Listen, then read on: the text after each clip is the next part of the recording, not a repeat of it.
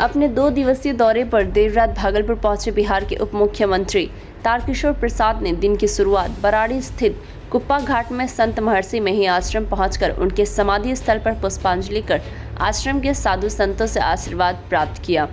इस दौरान उप मुख्यमंत्री ने आश्रम में स्थित गुफा, गौशाला, साधु संतों के प्रार्थना कक्ष सहित पूरे आश्रम का मुआयना किया और प्रार्थना कक्ष में कुछ समय के लिए ध्यान भी लगाया। इस दौरान उप मुख्यमंत्री ने कहा कि भारत साधु संतों और ऋषि मुनियों का देश है। प्राचीन काल के संतों के द्वारा अध्यात्म और जीवन के संबंध में जो बातें कही गई थी, संत महर्षि मेही जी ने उसको अपने जीवन में उतारकर प्रतिपादित कर दिखाया है। जीवन के मर्यादा की विषय में उनके द्वारा कही गई बातें आज भी प्रासंगिक और जीवन के लिए महत्वपूर्ण हैं।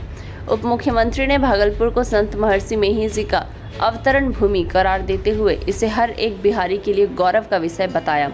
साथ ही उप मुख्यमंत्री ने भागलपुर की सारी परेशानियों को जल्द से जल्द दूर किए जाने की बात भी कही। उप मुख्यमंत्री के साथ बड़ी संख्या में भाजपा कार्यकर्ता और अलग अलग विभाग के अधिकारी मौजूद थे।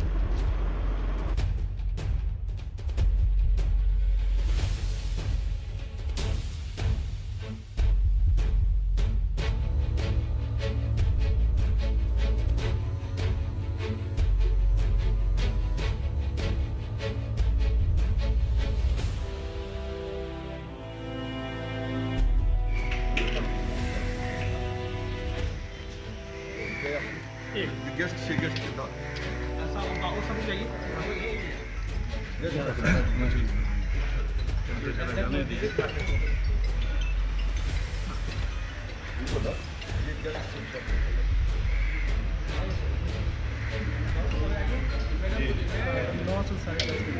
आ गया जी।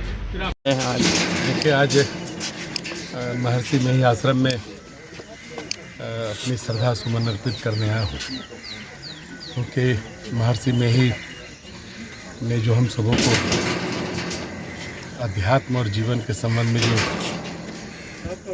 पूर्व से भारत में संतों ने जीवन दर्शन के रूप में जो बातें कही हैं, उसको उन्होंने प्रतिपादित किया।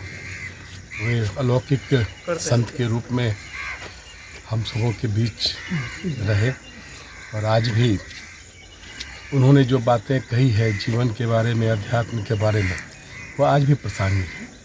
क्योंकि देखिए, भारत संतों का देश रहा है, ऋषि मुनियों का देश रहा है और अनादिकाल से हजारों वर्ष पूर्व संतों ने जिन बातों को मनुष्य के जीवन की मर्यादाओं के संबंध में कहा है, वो आज भी प्रासंगिक है। हमने देखा है कि जो बातें बहुत सैकड़ों वर्ष पूर्व कही गई, आज भी लगता है कि मनुष्य जीवन के लिए उतना ही उसका महत्व है। और महर्षि में ही इस क्षेत्र में उनका अवतरण होने के कारण हम सब गौरवान्वित हैं कि बिहार का यह क्षेत्र संत के अवतरण की भूमि रही है। ये हमारे लिए गौरव का विषय है। और अभी हमने लगातार भ्रमण भी किया, कुछ बातें जो कठिनाइयाँ हैं उनको भी हमने महसूस किया।